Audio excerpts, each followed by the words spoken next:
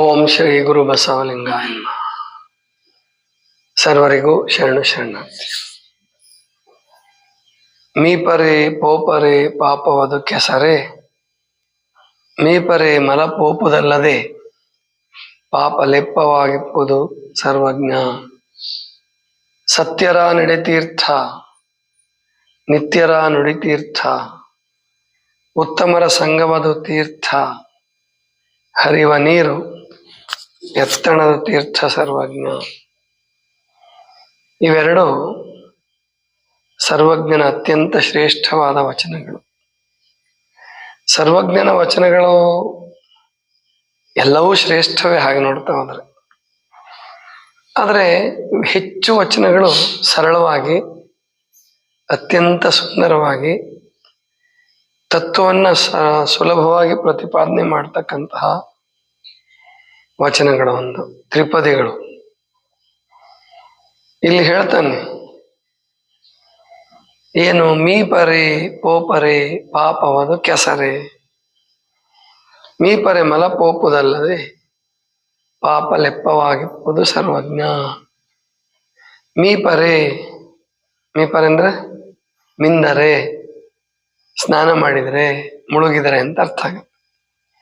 ಮೀಪರೆ ಮೀಯುವುದು ಅಂತಾರಲ್ಲ, ಮೀಪರೆ ಪೋಪರೆ, ಪೋಪರೆ ಅಂದ್ರೆ ಹೋಗುವುದಾದರೆ, ಪಾಪವದು ಕೆಸರೆ ಅಂದ್ರೆ ಸ್ನಾನ ಮಾಡಿದ ಕೂಡಲೇ ಪಾಪ ಹೋಗುತ್ತೆ ಅಂದ್ರೆ ಅದೇನು ಪಾಪ ಕೆಸರೇನಪ್ಪ. ಇವತ್ತಿಗೂ 21ನೇ ಶತಮಾನದಲ್ಲೂ ಇನ್ನೂ ನಮ್ಮಲ್ಲಿ ದೊಡ್ಡ ದೊಡ್ಡವರಲ್ಲೂ ಕೂಡ, ಸಣ್ಣವರಲ್ಲಿ ಇದ್ರ ತಪ್ಪೇನಲ್ಲ. ವೈದಿಕ ಸಂಸ್ಕೃತಿ ಅಂತ ಏನು ಆಚರಣೆ ಮಾಡ್ತಾರೆ, ಮೋದಿಯವರಿಂದ ಹಿಡ್ಕೊಂಡು ಎಲ್ಲರೂ ಇವತ್ತಿಗೂ ಕೂಡ ಗಂಗಾ ನದಿಗೆ ಹೋಗಿ ಮುಳುಗಿ ಬಂದ್ರೆ ಬಹಳ ಶ್ರೇಷ್ಠ. ಸದ್ಯ ಈಗ ಗಂಗಾ ನದಿನ ಒಂದು 60-70% ಸ್ವಚ್ಛ ಮಾಡಿದ್ದಾರೆ, ಪರವಾಗಿಲ್ಲ. ಮೊದಲ ಥರ ಇದ್ರೆ ಈಗಲೂ ಕೆಲವು ಕಡೆ ಅದನ್ನು ಮುಳುಗಿದ್ರೆ ನಮ್ಮ ಶರೀರಕ್ಕೆ ಕೊಳೆನೂ ಹೋಗಲ್ಲ, ಇನ್ನೂ ಕೊಳೆ ಮೆತ್ಕೊಳತ್ತೆ. ಅಷ್ಟು ಕೊಳೆ ಮಾಡಿಬಿಟ್ಟಿದ್ರು ಅದನ್ನ. ಎಷ್ಟು ಕೆಡಿಸಿದ್ರು ಅಂದ್ರೆ ಪ್ರಾಯಶಃ ಜಗತ್ತಿನಲ್ಲಿ ಇನ್ಯಾವುದಾದ್ರೂ ನದಿ ಅಷ್ಟು ಕೆಟ್ಟಿತ್ತೋ ಇಲ್ವೋ ಗೊತ್ತಿಲ್ಲ, ಮೋದಿ ಬರಕ್ ಮುಂಚೆ ಅಷ್ಟು ಕೆಡಿಸ್ಬಿಟ್ಟಿದ್ರು. ಆದ್ರೂ ಮತ್ತೋಗಿ ಒಂದು ಯಾವುದೋ ಹುಣ್ಣಿಮೆ, ಯಾವುದೋ ಒಂದು ಅಮಾವಾಸ್ಯೆ, ಮತ್ತೆ ಕುಂಭಮೇಳ, ಇಂತಹ ಸಂದರ್ಭದಲ್ಲಿ ಲಕ್ಷ ಲಕ್ಷ ಜನ ಸ್ನಾನ ಮಾಡೋರು. ಮೋದಿ ಬಂದ್ಮೇಲೆ, ಯೋಗಿ ಬಂದ್ಮೇಲೆ ಒಂದು ಕುಂಭಮೇಳ ಮಾಡಿದ್ರು. ಒಂದು ತಿಂಗಳಲ್ಲಿ 15 ಕೋಟಿ ಜನ ಜಳಕ ಮಾಡಿದ್ದಾರೆ. ಅಂದ್ರೆ ಸಂಕ್ರಾಂತಿಯಿಂದ ಶಿವರಾತ್ರಿವರೆಗೆ 50 ದಿನ 48 ದಿನ ಮಾಡಿದ್ರು. ಬಹಳ ದೊಡ್ಡ ಕುಂಭಮೇಳ ಅದು. ಅವರಿಬ್ರು ಸ್ವಲ್ಪ ವ್ಯವಸ್ಥೆ ಚೆನ್ನಾಗಿ ಮಾಡಿದ್ರು ಅದನ್ನ. ಪ್ರಾಯಶಃ ಇಡೀ ಕುಂಭಮೇಳಗಳೆಲ್ಲ ಅತ್ಯಂತ ವ್ಯವಸ್ಥಿತವಾಗಿ ಶಿಸ್ತಾಗಿ ಆಗಿದ್ದದೇನೆ. ಆ ಕುಂಭಮೇಳದಲ್ಲಿ 15 ಕೋಟಿ ಜನ ಸ್ನಾನ ಮಾಡಿದ್ರು ಅಂದ್ರೆ ಏನಾಗ್ಬೇಕು. ಇನ್ನು ಅವ್ರಿಗೆ ಸ್ವಚ್ಛತಾ ಪ್ರಜ್ಞೆ ಇರೋರು ತುಂಬಾ ಕಡಿಮೆ ಜನ. ಅವರು ಅಂದ್ರೆ ಎಲ್ಲೋ ಕೆಲವ್ರಿಗಷ್ಟೇ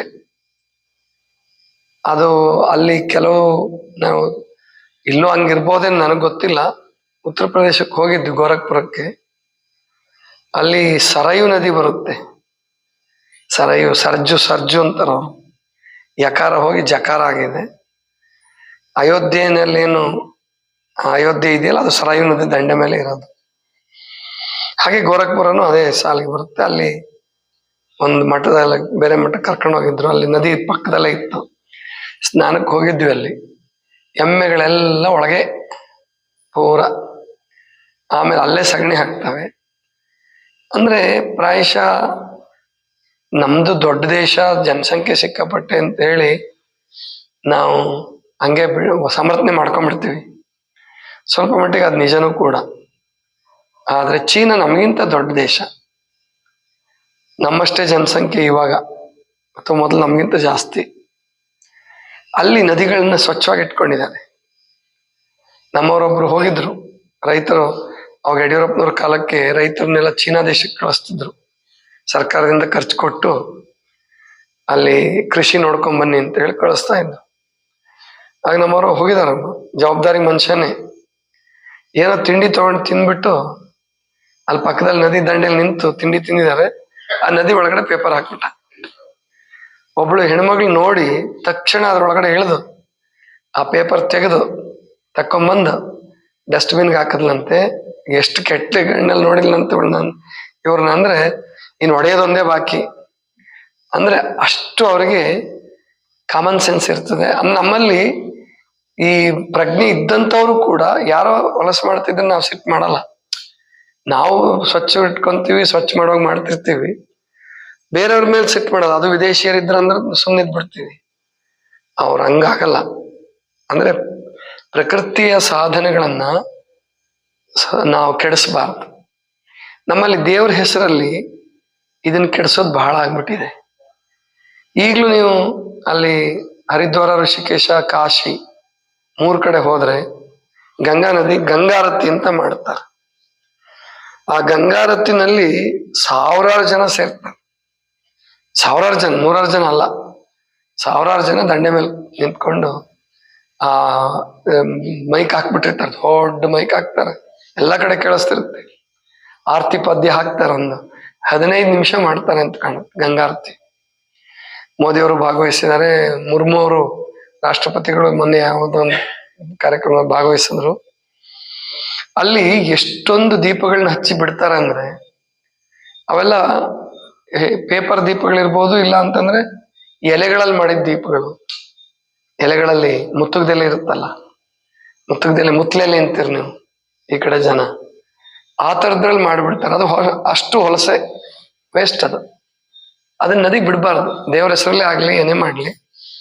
ಇವರು ಇವತ್ತಿಗೂ ಕೂಡ ಆಚರಣೆ ವಿಚಾರಗಳನ್ನ ಬದಲಾಯಿಸ್ಕೊಳ್ಳದೆ ಹೋದ್ರೆ ಈ ನದಿ ಯಾವಾಗ ಸ್ವಚ್ಛ ಮಾಡೋದು? ಎಣ್ಣೆ ಅಲ್ಲೇ ಬೀಳುತ್ತೆ. ಅವು ಉರಿಯೋಷ್ಟು ಉರಿತಾವೆ, ತೇಲ್ಕೊಂಡು ಹೋಗ್ತಾ ಹೋಗ್ತಾ ನೀರಲ್ಲಿ ಮುಳುಗ್ಬಿಡ್ತಾವೆ. ಅದು ಜಲಚರಗಳಿಗೆ ತೊಂದರೆ ಆಗತ್ತೆ, ಒಳ್ಳೇದಲ್ಲ. ಮತ್ ನಾವು ತಿನ್ನಕ್ ಬರಲ್ಲ, ಅವಕ್ಕೆ ಎಲೆನ್ ತಿನ್ನಕ್ ಬರಲ್ಲ. ಪೇಪರ್ ಅಂತೂ ಕೆಮಿಕಲ್ ಇರ್ತದೆ, ರಾಸಾಯನಿಕಗಳಿಂದ ಪೇಪರ್ ಮಾಡಿರ್ತಾರೆ.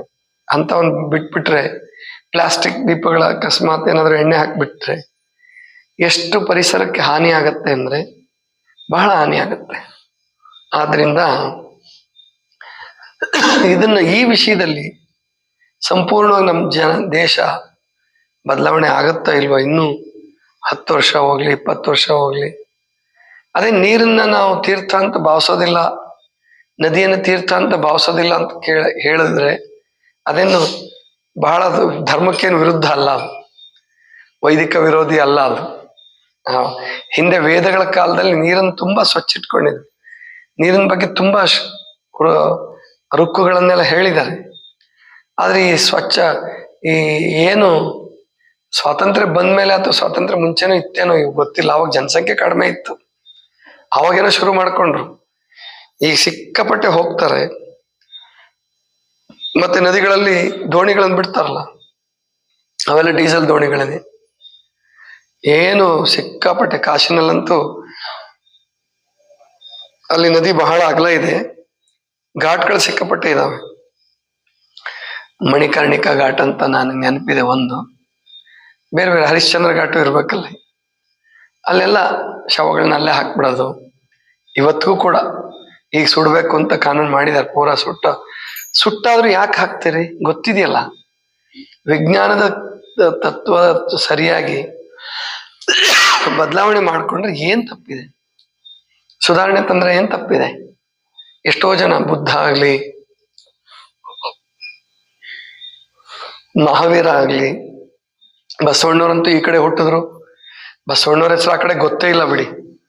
ಇನ್ನೂ ಬಹಳ ಜನರಿಗೆ ಬಸವಣ್ಣವ್ರ ಹೆಸರು ಗೊತ್ತಿಲ್ಲ. ಸಾಮಾನ್ಯ ಜನರಿಗೆ ಬಸವಣ್ಣನೇ ಗೊತ್ತಿಲ್ಲ ಅಂದ್ರೆ ಇನ್ ತತ್ವ ಗೊತ್ತಾಗೋದಿಲ್ಲ. ಮತ್ ತತ್ವ ಗೊತ್ತಾದ್ರೂ ಅಳವಡಿಸ್ಕೊಳ್ಳೋರ ಸಂಖ್ಯೆ ತುಂಬಾ ಕಡಿಮೆ ಇದೆ.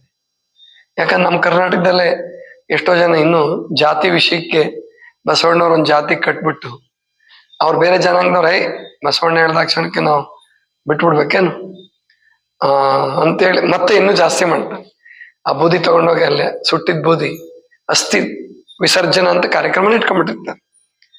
ನದಿಗಳನ್ನೆಲ್ಲ ಕೆಡಿಸಿ, ಇನ್ನು ಫ್ಯಾಕ್ಟ್ರಿಯವರು, ಇಂಡಸ್ಟ್ರಿಯಲಿಸ್ಟ್ ಕೆಡ್ಸೋದಂತೂ ಆ ದೇವ್ರಿಗೆ ಪ್ರೀತಿ ಬಿಡಿ, ಅದು ಸಿಕ್ಕಾಪಟ್ಟೆ ಆಗಿದೆ. ಅದರಿಂದ ಆರೋಗ್ಯಕ್ಕೆ ತುಂಬಾ ತೊಂದರೆನೇ ಆಗಿದೆ. ಆದ್ರಿಂದ ನೀರನ್ನ ಮೊದಲು ತೀರ್ಥ ಅಂತ ಭಾವಿಸೋದು ಬೇಡ, ಅದು ಶ್ರೇಷ್ಠ, ಅದರಿಂದ ಪಾಪ ಹೋಗುತ್ತೆ ಅನ್ನೋದು ಬೇಡ, ಮತ್ತು ಅದನ್ನ ಕೆಡಿಸೋದು ಬೇಡ. ಅದನ್ನ ಹೆಂಗ್ ಬೇಕಂಗೆ ಉಪಯೋಗಿಸಿ ಕೆಡಿಸ್ಬಾರ್ದು. ಅದಕ್ಕೆ ಸರ್ವಜ್ಞ ಹೇಳೋದು ಮೀ ಪರೇ ಪೋಪರೇ ಪಾಪೋ ಅದು ಕೆಸರೆ, ಮೀ ಪರೇ ಮಲ ಪೋಪುದಲ್ಲದೆ ಪಾಪ ಲೆಪ್ಪವಾಗಿಪ್ಪುದು ಸರ್ವಜ್ಞ. ಇನ್ನು ಮುಂದಿನ ವಚನದಲ್ಲಿ ಹೇಳೋದು ಸತ್ಯರ ನಡೆತೀರ್ಥ, ನಿತ್ಯರ ನುಡಿತೀರ್ಥ, ಉತ್ತಮರ ಸಂಘವಾದ ತೀರ್ಥ, ಹರಿವ ನೀರು ಎತ್ತಣದ ತೀರ್ಥ ಸರ್ವಜ್ಞ. ಅಂದ್ರೆ ಸತ್ಯವನ್ನು ಮಾತಾಡ್ತಕ್ಕಂಥದ್ದೇ ದೊಡ್ಡ ತೀರ್ಥ. ತೀರ್ಥ ಅಂದ್ರೆ ದಾಟಿಸೋದು. ತಾರತೆ ಇತಿ ತೀರ್ಥ, ತಾರಯತಿ ಇತಿ ತೀರ್ಥ ಅಂದ್ರೆ ಏನ್ ನೀರು ಸಮುದ್ರ ದಾಟಿಸೋದು, ನದಿ ದಾಟಿಸೋದು ಇರ್ತದಲ್ಲ, ತೀರ್ಥ ಅಂತ ಕರಿತೀವಿ. ಅದು ಭವವನ್ನು ದಾಟಿಸುತ್ತೆ. ಪಾದೋದಕ ತಗೊಂಡ್ರೆ ಪಾದತೀರ್ಥ ಕೊಂಡಲ್ಲಿ ತೃಷೆಯರತ್ತು ಅಂತ ಶರಣರು ಕೂಡ ಪಾದತೀರ್ಥದ ಬಗ್ಗೆ ಮಾತಾಡ್ತಾರೆ. ಶರಣರು, ಸಂತರು, ಮಹಾತ್ಮರು, ಮಹಾಂತರು ಅವ್ರ ಪಾದತೀರ್ಥ ಶ್ರೇಷ್ಠ ನೀರಿಗಿಂತ, ನದಿ ನೀರಿಗಿಂತ ಅಂತ ಶರಣ. ಇನ್ನೊಂದು ಸರ್ವಜ್ಞ ಹೇಳ್ತಾನೆ, ಕಪ್ಪೆಗಳು ಮೀನುಗಳು ಇಪ್ಪುದದು ತೀರ್ಥವೇ. ಕಪ್ಪೆಗಳು ಮೀನುಗಳು ಇದ್ದಿದ್ದ ತೀರ್ಥ ಹೆಂಗಾಗತ್ತಪ್ಪ? ಹಾಗಾದ್ರೆ ತಪ್ಪದೆ ಶಿವನ ನೆನೆವ ಅವರ ಮಾತೆ ತೀರ್ಥ ಅಂತ ಏನು ವಚನ ಬರುತ್ತೆ, ಬಹಳ ಚೆನ್ನಾಗಿದೆ. ಆದ್ರಿಂದ ಆ ನಿಟ್ಟಿನಲ್ಲಿ ನಾವೆಲ್ಲ ಆಲೋಚನೆ ಮಾಡಬೇಕು. ಎಷ್ಟು ಸಾಧ್ಯವಾಗುತ್ತೋ ಅಷ್ಟು.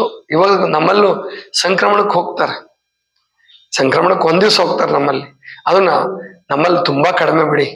ಉತ್ತರ ಕರ್ನಾಟಕದಲ್ಲಿ ಅಷ್ಟೇ ಹೋಗ್ತಾರೆ, ದಕ್ಷಿಣ ಕರ್ನಾಟಕದಲ್ಲಿ ಹೋಗೋದ್ ಬಿಟ್ಟಿದ್ದಾರೆ, ಆದ್ರೆ ಭಕ್ತಿನೂ ಕಡಿಮೆ ಮಾಡ್ಕೊಂಡ್ಬಿಟ್ಟಿದ್ದಾರೆ. ಇದೇ ಸಮಸ್ಯೆ ಬರೋದೇನಂದ್ರೆ ಮೂಢತೆ ಮತ್ತು ಭಕ್ತಿ ಎರಡಕ್ಕೂ ಸಂಬಂಧ ಬಹಳ ಇದೆ. ಮೂಢನಂಬಿಕೆಗಳಿಗೂ ಭಕ್ತಿಗೂ. ಮೂಢನಂಬಿಕೆಗಳನ್ನೆಲ್ಲದನ್ನೂ ತೆಗೆದುಹಾಕ್ಬಿಟ್ರೆ ಭಕ್ತಿನೂ ಹೊರಟೋಗ್ಬಿಟ್ಟಿದೆ. ಭಕ್ತಿ ಇಟ್ಕೊಂಡು ಮೂಢನಂಬಿಕೆಗಳನ್ನ ಬಿಡೋರು ಎಲ್ಲೋ 1000ಕ್ಕೋ 1,00,000ಕ್ಕೋ ಅವ್ರು ಶರಣರೇ ಆಗ್ಬಿಡ್ತಾರೆ. ಮೂಢನಂಬಿಕೆ ಬಿಡ್ತೀವಿ ಅಂತ ವಿಚಾರವಾದಿಗಳೇನ್ ಹೇಳ್ತಾರಲ್ಲ, ಅವ್ರಿಗೆ ಭಕ್ತಿನೂ ಇರಲ್ಲ. ಕುಡಿಯೋದು, ತಿನ್ನೋದು, ಭ್ರಷ್ಟಾಚಾರ ಮಾಡೋದು, ಆಮೇಲೆ ಸಣ್ಣ ಪುಟ್ಟ ಸಾಹಿತ್ಯನೇ ಬಹಳ ದೊಡ್ಡದು ಅಂತ ಹೇಳ್ಕೊಂಡು ಮೆರೆಯೋದು, ಇದೆಲ್ಲ ಇರುತ್ತೆ ವಿಚಾರವಾದಿಗಳಲ್ಲಿ. ಇನ್ನು ಇವರಲ್ಲಿ ಮೂಢನಂಬಿಕೆ ಇರ್ತದೆ. ಇವರಿಬ್ರಿಗೂ ಸತ್ಯ ಗೋಚರ ಆಗಲ್ಲ. ಮೂಢನಂಬಿಕೆಯನ್ನು ಕಳ್ಕೋಬೇಕು, ಭಕ್ತಿಯನ್ನ ಬೆಳೆಸ್ಕೊಳ್ಬೇಕು. ಅದು ಎಲ್ಲೋ ಪುಣ್ಯವಂತರಿಗೆ ಮಾತ್ರ ಸಾಧ್ಯವೇನೋ ಅಂತ ಕಾಣುತ್ತೆ. ಇದಿಷ್ಟು ಇವತ್ತಿನ ಚಿಂತನ. ಸರ್ವರಿಗೂ ಶರಣು ಶರಣ.